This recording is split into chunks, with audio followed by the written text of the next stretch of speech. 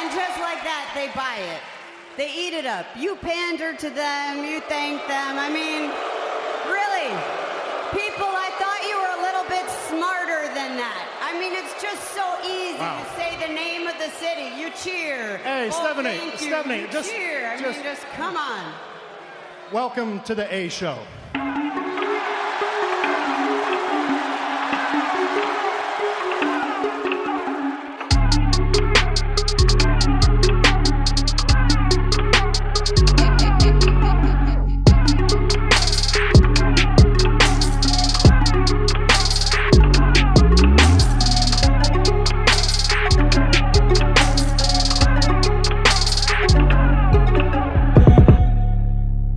It's kind of like a lame duck week in wrestling. I'm going to be honest with you. Like, there isn't a lot.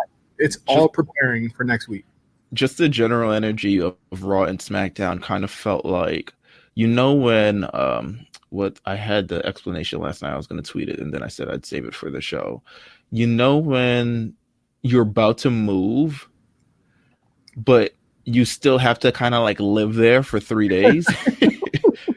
Like you have your bed still there, of course, but like you don't have any of you decided you were going to pack up most of your clothes, most of your sneakers, most of your dishes and everything of the rather.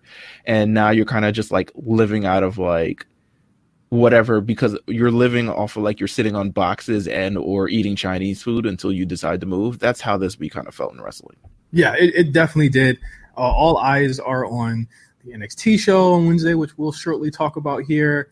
It's on, of course, AEW debuting, SmackDown finally hitting Fox, and that promotion train is going on like full speed ahead. And you have basically, honestly, like a reset on the USA networks with Raw. So we're kind of like, blazing toward that the inevitable at this point. And I mean, we also have to blaze toward the inevitable as well, which is our schedule changing for the A show, which I guess we should talk about right now, just so people will not look for the show on Thursday. Yeah, I don't think so. Thursday will probably no longer do unless they move SmackDown back to Tuesday, which I wouldn't be mad with. And do I think a SmackDown move is in the future? Yeah, more than likely. I think to keep it on Friday night for such a prolonged period of time, it would be nice, but I don't think it's great for any television show. I think SmackDown moved to Friday night based on like necessity of like, we currently have our fall schedule planned and here's how you guys fit in. Mm-hmm. Because Friday nights are generally super open. But I don't think they'll stay on Friday nights. I don't think moving in maybe even 2021, 2022, I don't think SmackDown will be on Friday nights as longer anymore. But with the Friday night move, it leaves a large gap in our schedule, especially from Monday to Friday when we're not covering shows. And now it's like a weird kind of gap where it's like, do we cover Friday to Monday? Considering now they're going to be two separate shows, do we do Monday and then we wait on Friday and then we record on Saturday and then kind of like start the cycle over again in like within like 36 hours? Yeah. So I think we sent out a tweet earlier. Yep. And it's honestly, I mean, I think a lot of people are saying move to Wednesdays. Yeah. Some people are definitely saying Saturday.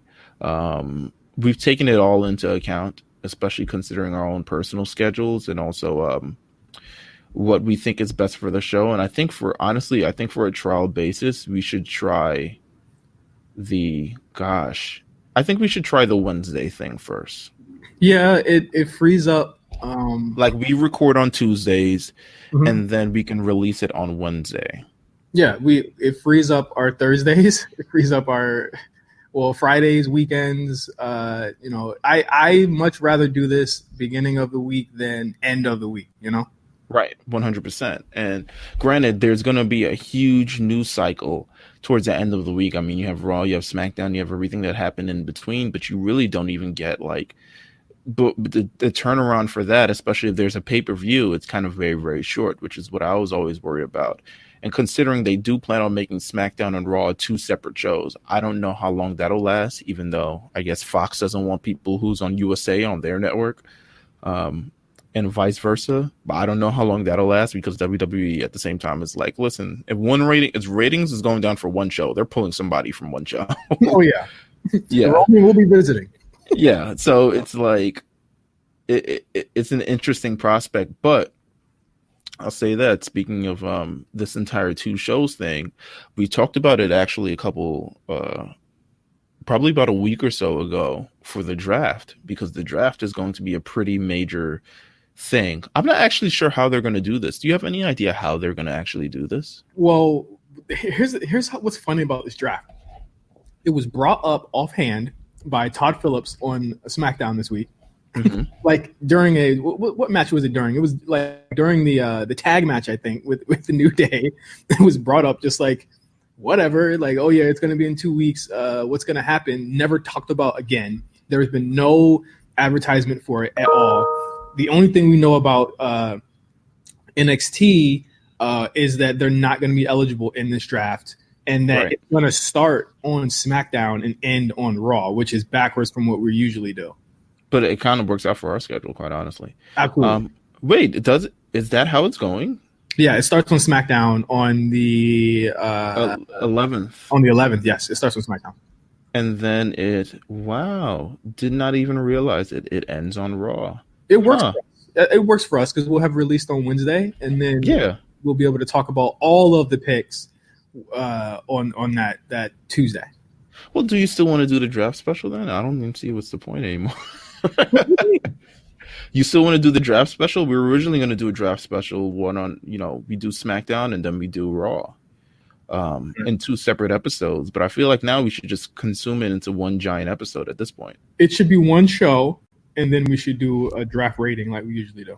Okay, so here's what's going to happen. The draft episode, considering last episode was episode 100, shout out to that. This episode is 101, 102. So the draft episode will actually be the 2-year anniversary show.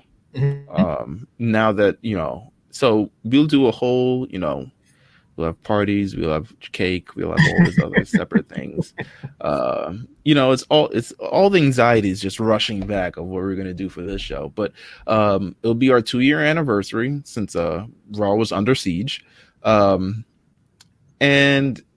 we'll have a lot of fun on that show. I mean, it's gonna be the draft. Are you anticipating anything about this draft? Like, I don't know how this is going to go. I don't know how they split it in 2 shows. It doesn't make sense to me. Yeah.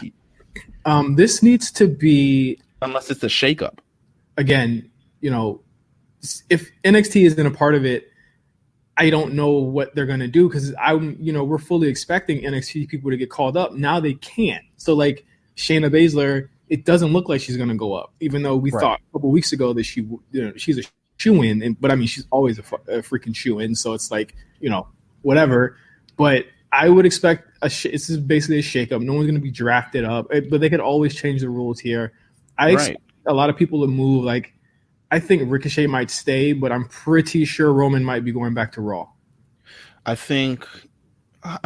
here's it's weird if they don't include NXT in this, because I do think they should include NXT in it. And I'm not saying like completely like cycle out the NXT roster, but you have William Regal, you have, I guess, I don't know, whoever else is on that show at that point.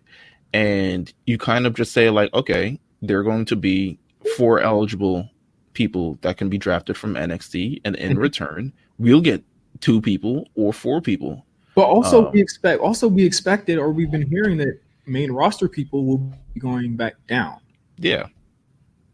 But that doesn't, from the last week of television, to me, honestly, it doesn't look like the case anymore, because over the last week, I felt like we've had at least 8 returns. 8 returns, and in prominent spots. And the thing about the creative is, like, I don't know if it's because they got competition. I don't know if it's because they have to please investors or Fox or USA, or it's the draft or something. Yeah, like they're putting people in like pretty prominent spots. I mean, just this couple weeks alone, we've got Luke Harper coming back, we've got Rusev coming back. Like, they're on another, and I said this earlier, Leo Rush came back last Monday. Rush came back. Like, there is someone who we thought were exiled forever. Exactly. And it was like, there are people that were thought to be, by a lot of the pundits and stuff like that, underused, undervalued, buried. they're coming back and they're in really prominent spots. So it's like, it's hard to say WWE isn't even a show you want to watch. I'm intrigued as to where these characters are going to go week to week. I mean, you even got Nakamura looking like a killer again. You know, I think in regards to the draft, I think what we're always comparing it to is that 2002 draft, the initial draft, because I think that was the one. Granted, SmackDown was completely stacked on that show. I think Raw got, besides getting Stone Cold Steve Austin and maybe The Undertaker, I mean, SmackDown had Triple H, they had The Rock, they had, you know, Chris Jericho, I think they had Kurt Angle, they had Hulk Hogan, they had a whole bunch of other people. I think what we're comparing it is to sort of that draft and trying to, you know, really see like, okay, where the star power kind of lies and where each person's going to go. And I kind of want it that way. I don't want it to be a shakeup where it's like, okay, we're only moving these 12 guys because we feel like these 12 guys are necessary. I feel like it should be, let's take the entire roster, treat them as one, and then we completely spread them out as they should. That's how I feel like it should be. I feel like the roster should be defined after the draft. After Friday and that Monday will be featured both talents from Raw and SmackDown on both shows, kind of like how it's going to be for the October 4th episode of SmackDown. And then after that, like that following Friday after the last Monday, then we start kind of the shows. And I think WWE will now begin to start, I guess, their weeks on Friday as opposed to Monday. Hopefully that kind of works out.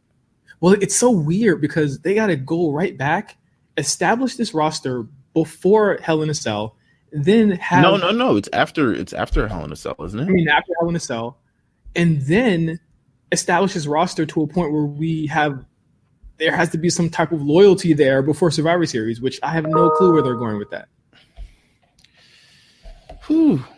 There's so much things. I hope they don't change the format of Survivor Series, because that kind of would be the easy fix of them just deciding, hey, let's go back to the way it was in pretty much the aughts, where it was just like Raw's having matches, SmackDown having matches, and occasionally there'll be a 5-on-5.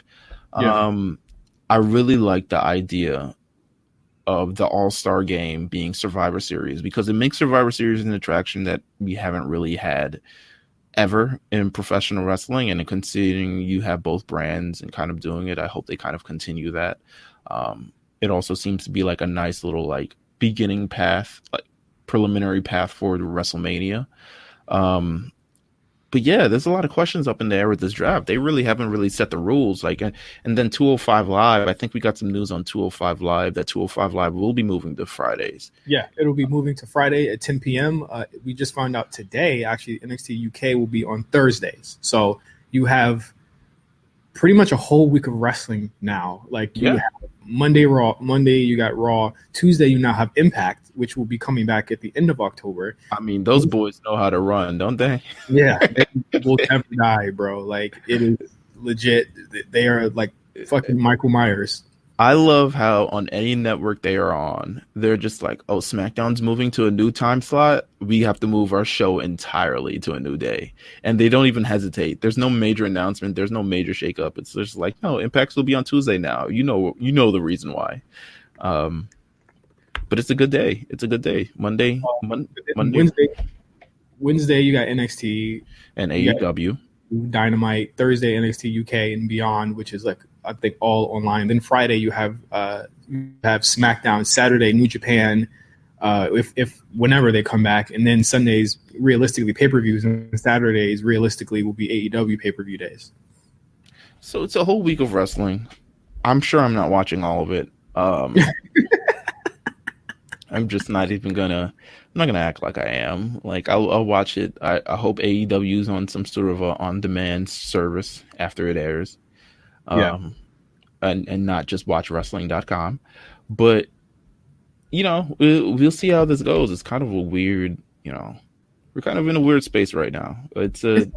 Well, we just figured it out. We just figured out our schedule here. We're flying. We're calling it on in the ring here today. But I mean, how do you feel about the the NXT on USA thing? Did you watch the show last week? Did you rock with it? Did you not like it? Like, I thought it was a really good show. I'm not even gonna lie. I think the only thing that disappointed me was the Roddy Strong Velveteen match that ended the show. But then we found out the next day that the Dream had back problems going into it. Right. I think, you know what? I thought it was a stupendous show. I think the live energy brings something new. Now, I'll be pressed to see if they can continue with that same energy with roughly the same crowd every week, because they are from Full Sail. And I'm not saying anything against Full Sail, you know what I'm saying? But it's like to present your product in front of that crowd every week and having to pop the same people every week. It's a little bit of a task, but I think they're up to it, especially doing it for 2 hours every week. I'm actually interested in like how the tickets are going to be sold for that, because they release them every like week. I think they just released the tickets for like the late October shows. Okay, all right. So that'll be interesting. I'm wondering, what if you get like a season pass to NXT? I think that would be cool. I think the idea is that like they have to start touring in 2020, right? Like they can't keep going in Full Sail. This has to just be because this whole move happened within a month, literally within 2 weeks. They moved to live on Wednesdays, and just to top out the year, they're going to run Full Sail. But I think like if you're going to have them travel, that's the real third brand type thing. Even if it's like you do 2 months in Full Sail, a month traveling, 2 months in Full Sail. You're really gonna have 3 separate crews traveling at a pertinent time, though. I mean, I don't know if it's 3 as much as it is 2, but you're gonna have different arenas. Yeah, but you're gonna have like a crew set up. I mean, hires more people, bolsters the economy. I'm all for it. But you're gonna have a crew on Friday working on SmackDown, and then they gotta go over and move on Monday and work on Raw, and then you gotta have another crew available also working on Wednesdays for NXT, setting up and breaking down. That doesn't include pay-per-views or anything of the Hall of Fames or all. But the NXT crews are different though, Meelz. Yeah, but they're different by virtue of their. They also run Full Sail. They run smaller arena. They run like college. Yeah. But how many times have we seen them?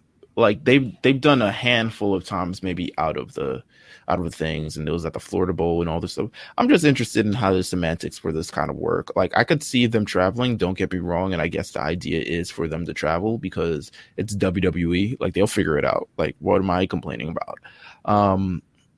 But I just want to know the semantics of it. It's a little interesting. But I think if they ended up doing it in Full Sail, I think, quite honestly, they should have like a fraction of the damn school and also like a part of Orlando economy, because that it makes Orlando an attraction, right? Like it makes it, if you want to make sure you get NXT and you get NXT riled up and get people, really running towards there, it makes it an attraction. Then they could set up the Hall of Fame there, that live Hall of Fame they've always wanted to do, and all this other stuff like that. Like it makes it, an attraction. I don't know.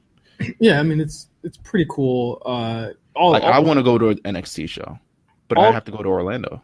All said, I thought the show was really good. I also thought it was good. Yes, such a great idea to open with that women's match, because you set it off, from the jump that this is what we're about. This is what we're this is what we offer. And like, again, I'm very hard pressed to think that there is a better group of talent in the world than NXT right now. Like you saw that on Wednesday, even if you bring in the 205 talent that don't get a lot of love on these, on the live on the USA Network, like you had Leo Rush and Oni like tear down the house on last Wednesday. The show opened to 1.1 million viewers, Meelz. Like that is spectacular for a show that never ran live before, never ran live on any major network before. And, it's again, it flabbergasted me, because I thought 0.8, maybe 800,000 was the height. And I was like 1.1. I think USA is like, okay, we're keeping this show for the long run. And like, again, they're, putting it against AEW Dynamite, that first show on October 2nd versus NXT's first show on October 2nd, which is going to have a women's title match. It's going to have a tag title match, and it's potentially going to have a NXT title match. That's a takeover level show. That blows out whatever they're going to do on AEW that night. I agree. I think I think there's a lot of, this is a very interesting, but yes, also a very exciting time for professional wrestling, and we're gonna get the full bulk of it, especially over the next week and a half. Like it's gonna be crazy. I would implore everyone, if you don't have time to watch the show, make sure you tune into the call up every week, because it's now like, and the NXT things are really now like the bee's knees. Like it's really like the main event. And then also what happened on the show, like a few things that happened on the show, but we saw Kushida on the show and he got into it with Walter, which we never thought would happen. Again, they can just do this, Meelz. Like they can just pick people up and put them in place. Like it's so crazy, right? That was even a thing. Like I stayed away like from the rumor with Walter was like he's not leaving Germany, so don't ask him. and Right? They signed him, and they were like, I guess that's the. I mean, we signing him knowing this, and then there he shows up in Orlando, and he's got another match this week, I believe. Yes, it's going to be Kushida. Actually, let me run it down. This week's NXT, it will have aired by the time this comes out. So we have Matt Riddle versus Killian Dane in the street fight, and the winner receives the NXT title match. Heath Lee versus Dijakovic, which they've done this before, and they've all been amazing, which is also this week. Walter and Imperium versus Kushida and two unknown partners in a 6-man tag. And you also have Dakota Kai returning on tonight's show or this week's show. Listen, it's a good ass show. So That's make sure make sure you tune into that. Make sure you tune into pretty much everything, and tune into the call up with hosted by MJ. Make sure you tune into that if you can't make the show. And shout out to MJ for starting his own podcast on the main RNC radio network, The Final Cut, going over all things American Horror Story 1984. I don't know how he has time to watch all this shit, but it is. He's a machine. I've been looking at kind of light news. Let's see. Let's run through the little gamut of news cycle. We'll touch on some hot takes, and then we'll touch on the main shows, and then we'll head out. Thoughts on, first of all, it appears to be Sheamus news. If you want a Sheamus update in your life, Sheamus appears to be medically cleared, but there is no plans on currently returning. I assume that will change maybe with the draft. But Jason Jordan not cleared still, unfortunately. I saw him in a Michael Jordan suit, so I think it's over for him. Oh my God. Well, yeah. Supposedly. Oh, we also got if you like the rumor report, Vince McMahon apparently still hates Cedric Alexander. How do you feel about that? My answer is Dave Meltzer reporting that Vince McMahon cannot stand Cedric Alexander and wants to purposely bury him. Cedric Alexander is on TV every single week, going against I'd say next to the Fiend, probably the 1B heel on that show. Mm-hmm. Every week.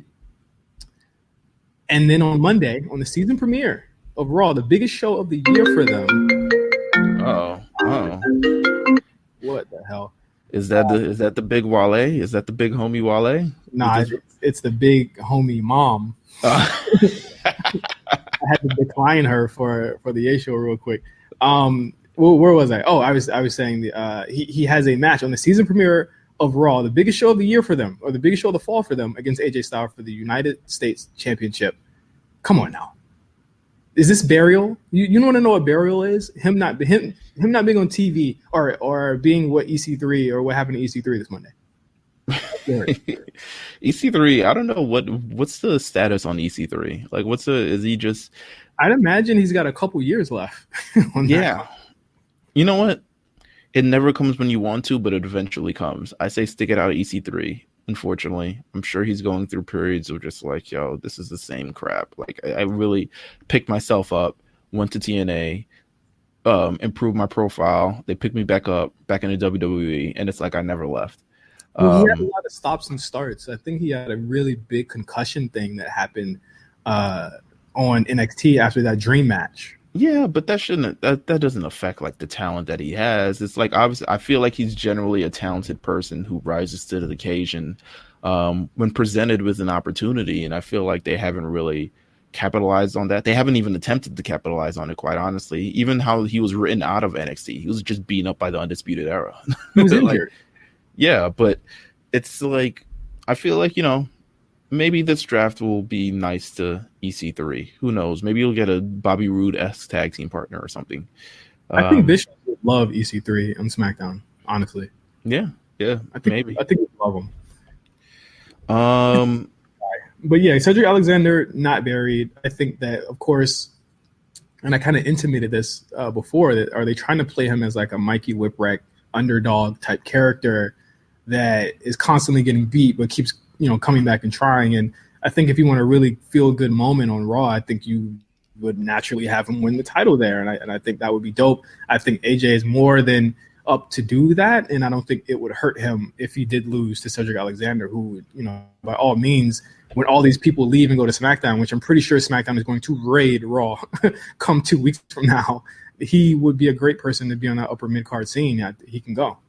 Yeah, I agree. Next part of the news circuit, we have Stone Cold Steve Austin says, could he wrestle one more match? He says, yes, in theory. End story. On his show, he says, yeah, he's been at Raw in Tampa. He's been at Raw at Madison Square Garden. Obviously, I'm just like paraphrasing this for our time purposes. But he says, like, physically, would I be able to have one more match? Yes, most definitely. And I could make it into that match without being injured. Although the risks are always there. Just because I think of all the surgeries I had, where I had spinal stenosis and that bone spur taken off my spinal cord, I'm in a good place. Nerves are feeling a lot better than they used to. So, in theory, could I have a match? In theory, yes. I think he's getting the itch. He does this every year. He did it on his podcast every single year. I think he's getting the itch though. He's been back quite frequently, and he's dealt out a couple stunners. He's like, yo, my shoulder's feeling good. Do you want to see it? Do I want to see him one more match with Stone Cold Steve Austin? Yeah. It kind of depends on the opponent, but yeah, I would actually like to see that. Like, let's say it's AJ.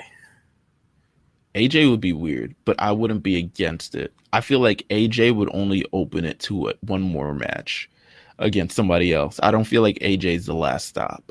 So I would say, but I think he's a superstar who's very hard on himself. He's like, yo, I would have to get back into shape. I'm not trying to be wrestling with a t-shirt on like these other losers. And all this other stuff like that. Austin's a little tubby lately. He's a little rotund. He's 54 years old. He has his own beer. I think it makes perfect sense. It's very on brand for him. Let's see. There is more news this week. Let's see if there's any more news. Oh, SmackDown rating went up. I guess we can talk about that when SmackDown eventually things, but the SmackDown rating actually continued to go up this week. It's excitement. They've been pushing. I have to commend them for upping the ante on the Fox stuff within the last couple of weeks. It's been perfect. It's been timed out perfectly. You see that they have a WWE on Fox, Instagram, and Twitter now. Mm-hmm. I mean, I have to say, like, a lot of people are really excited for what's coming next, and it was the last episode on USA, so I'm pretty sure a lot of people were tuning in to see if anything happened this week. Let me spoil it. Nothing did, but it was worth it. So I'll present you with this last thing, and it'll be the last news, and I'll present you with an opportunity. Okay. Next week, SmackDown, LA. Are you interested in going? Currently I am supposed to be going. Okay. All right. So, I will let you know, because I know what you're intimating right now. I will let you know, what the status is, because I don't know if the person I'm going with is going to be in town, but they have invited this person. So I never know until, last minute, but, I do plan on going. That is already booked. I already took the day off and everything so that I can just go to all the events. Oh, wow. But, you know how that happened last time. Oh, God. Yeah, I know, right? This time it'll be a proper work from home. That'll be what it is. But instead, all right, so how would I say this? There's a report out next week on SmackDown, a live episode of SmackDown. I mean, we already have the confirmation of people like The Undertaker and Ric Flair and Sting. Sting returns. I was like, to where?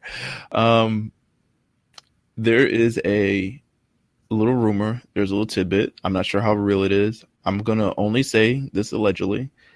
that the People's Champion, the guy who coined the term SmackDown himself, may show up on this premiere episode of SmackDown. Do you feel like it's likely? Yeah, absolutely. Roll the bag out. He'll come. He'll show up. First of all, it's in LA. How long is the show going to be? 2 hours. 2 very cheeky hours. It's in LA. It's SmackDown. It's on network television. I think those are the 3 factors that make The Rock say, okay, all right, I see what y'all doing out here. People were saying it's so weird he hasn't said anything about it, and I was like, yeah, that's probably because he's working you. Yeah, he might. I think it would be great, unless if we get the tweet in the morning. I just want to congratulate, WWE, big SmackDown. The boys are gonna have fun. I hope everything is good. If we get that tweet, he's not showing up. Yep.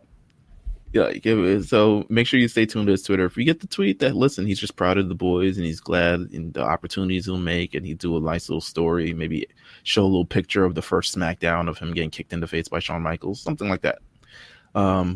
He's not showing up on the show. But the fact that The Rock could show up on this show, listen, I would be on the first red eye to LA if I could. But I already went to Madison Square Garden, so. I've never seen him live, but I imagine it'd be pretty cool. I would imagine as well. Would you like to get into hot takes this week? I would honestly rather get into hot takes more than reviewing these shows. I'll tell you that. Oh, okay. All right. This is like, I'm not trying to say like this episode's like a lame duck episode. I feel like there's a lot of great content we've already talked about, and I think this is an excellent episode of our show. But I think that, like, what are the things you need to know about SmackDown and Raw this week? Like, okay, we have 2 more matches added, or we have 1 more match added to Hell in a Cell, because they don't have time to really put anything else up there, and that's going to be Roman and Daniel Bryan versus the Bludgeon Brothers, basically. Well, first of all, we got 2 more matches added to SmackDown, because there is a full-on ladder match that's been added to SmackDown that we'll get into on SmackDown. So let's get into these hot takes. But yes, I would definitely love to do these hot takes more than talk about the actual shows this week. Our first one comes from John at JFH2C. Shout out to John. He said this was a spicy one. He said, John Cena is the GOAT. He's done more for the business than any wrestler. Fox wouldn't run the E that Billy without him. WWE wouldn't be on ESPN without him. We wouldn't argue about wrestling Twitter without him. The podcast probably doesn't exist without him. He said, congrats on 100th episode. That's how you know how this is old. But thank you. The way he carried the business through the post-Stone Cold and The Rock era, showing up week in and week out and having the best matches after he was already the biggest name in the business, is admirable. Plus, he seems like a good guy in general. Just wanted to give that man his flowers now, as it seems like he's hung up the jorts for good. Wow. You just wanted to dedicate this to John Cena, from a John to a John? Shout out to John, one of RNC's most, biggest supporters, honestly. Really, really great guy. Shout out to John. Shout out to John Cena. Shout out to John by Lil Wayne and Rick Ross. Shout out to all the Johns at this point.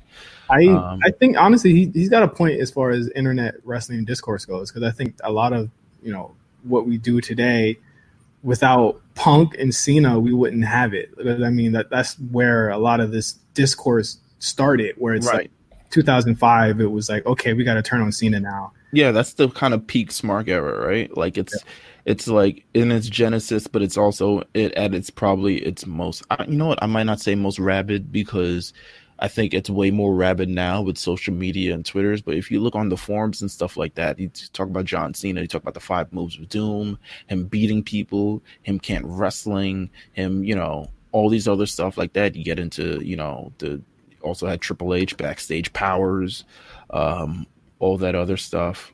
It's he's definitely in charge of the discourse that we have right now, and a lot of it. So, you know what? Shout out to John Cena, trailblazer in many ways in one. Let's see. This one comes from Tayshawn to Don. He actually has 2. I'm gonna do one. Might save another one for next week, Tayshawn. He says, as much as I've enjoyed Kofi's well-deserved title run, I'd be a liar if I said I couldn't wait for the big dog to spear the pancake batter out of him and take his rightful place back on top.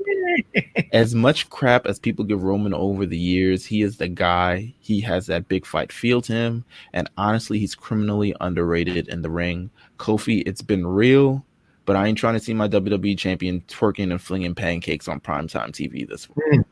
You know what's funny? I always think about Rob saying, Kofi came on, you flung a pancake into the upper deck. First of all, I always think of Randy Orton saying, I didn't have to shake my ass to get that title. That was funny. That was green. I was like, Randy, you green, bro. It's would I want to see Roman with the WWE title? Of course. So I feel like this Kofi Kingston moment is over. He got 1 minute left in the 15 minutes. Don't say it's 15 minutes, bro. It's been a sizable, very competent run. Kofi Kingston is the Old Town Road of these champions. Oh my god. That's what a take. Mm-hmm. Huh. Mm-hmm. Huh. Mm-hmm. What a take. You know what happened when it fell out number 1? It dropped to number 10. This is true. Are we got to see is Brock Lesnar Lizzo? What are we doing here? Is it over? I would say if they can find a credible person who I feel like is good enough to take us. Listen, if we get more than one Brock Lesnar match on TV this year, I'm all for Brock Lesnar taking that title. But I'm not for him if he's really just like hamming it up. And we got to endure the first couple months of SmackDown on Fox without a champion. I think that's so stupid. Yeah, I don't think they'd be quick to do that. I honestly don't think we're ever going to get a real finish to that match. I think Brock is above the title at this point, to be honest with you. Yeah. I mean, he has been for a long time, to be honest with you. Yeah, like if we were to even predict that match, I do not think it will end with a decisive finish next Friday. And I do not think Kofi is losing it before, was it TLC in December? I don't think he's losing it before then.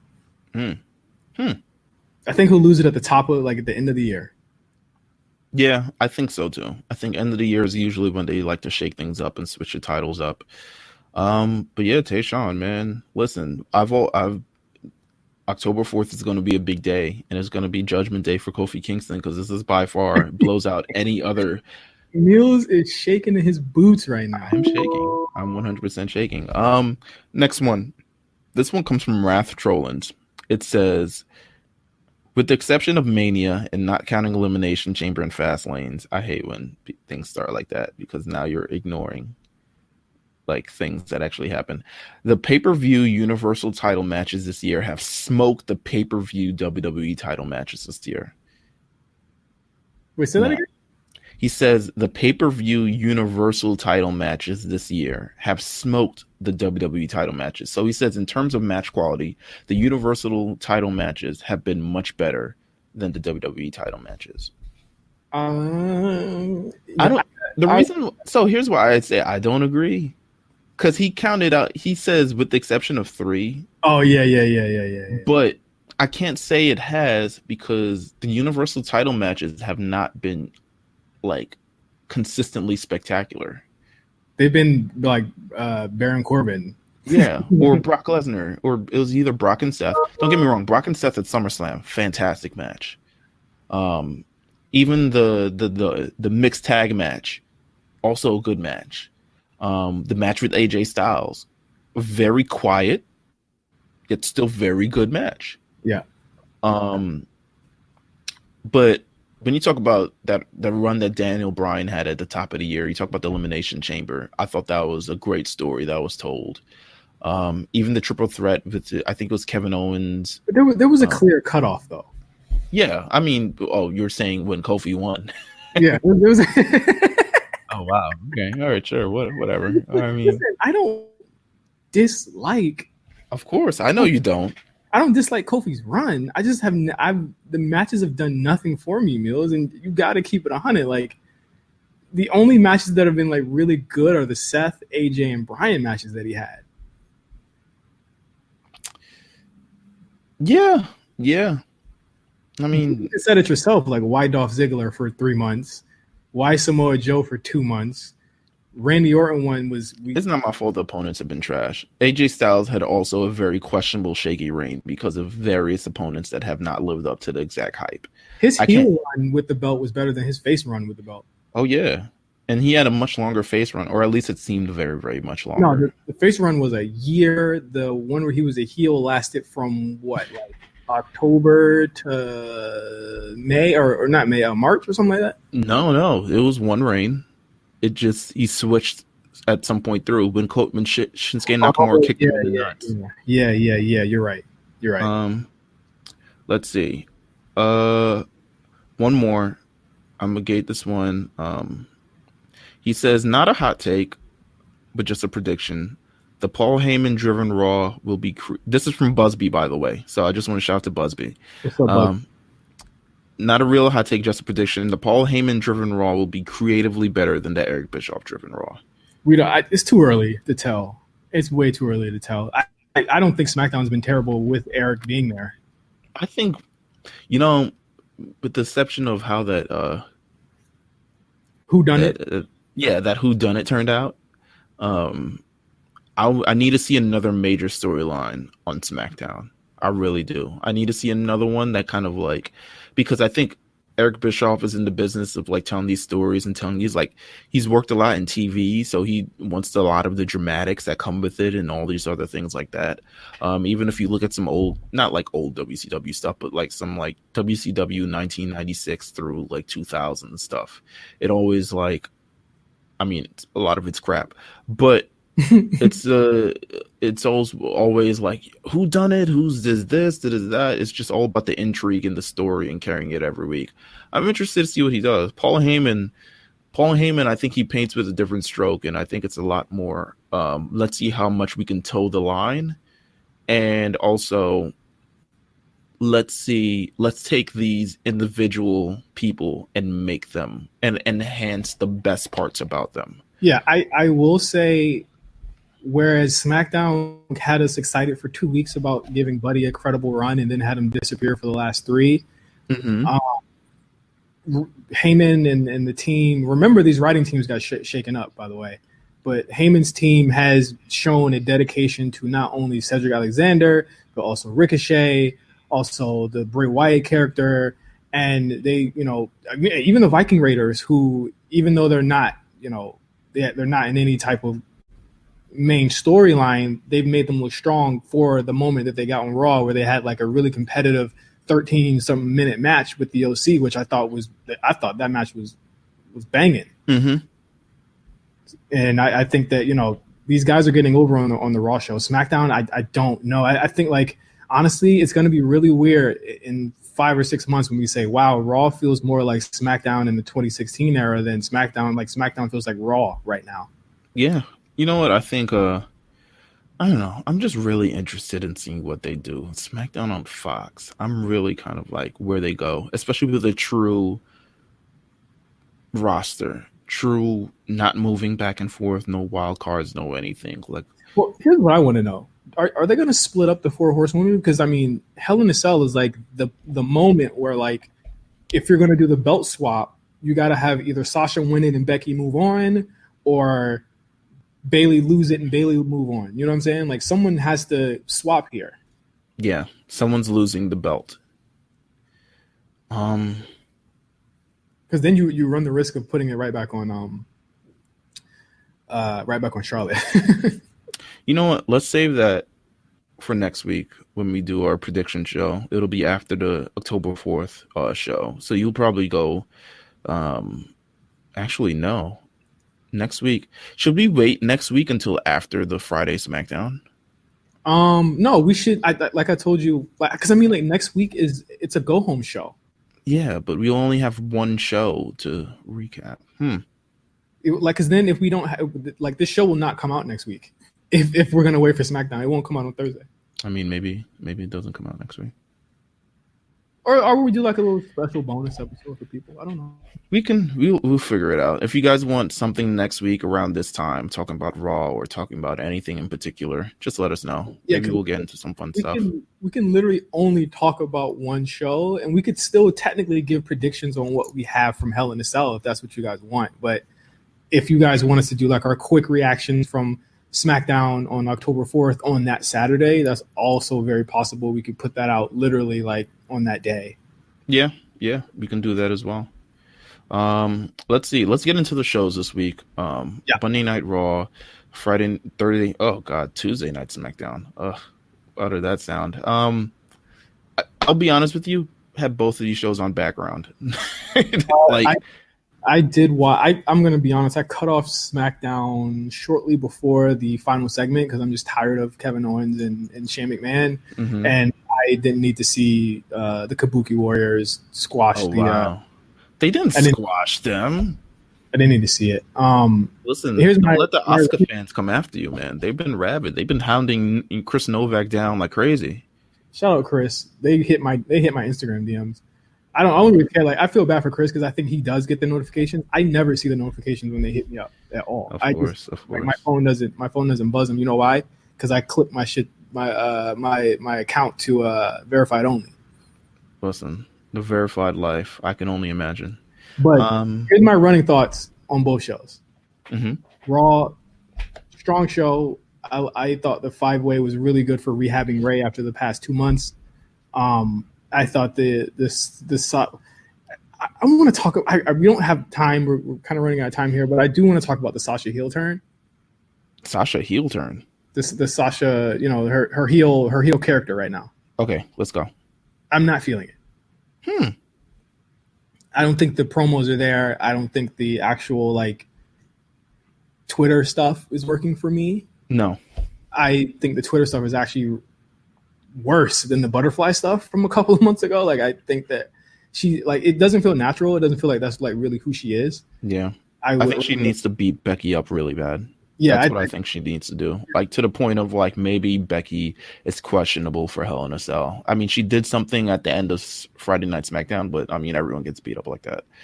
But I think to really cement this sort of heel turn, it needs. I don't think after the Clash of Champions that this feud went up a notch in intensity. I don't think at all.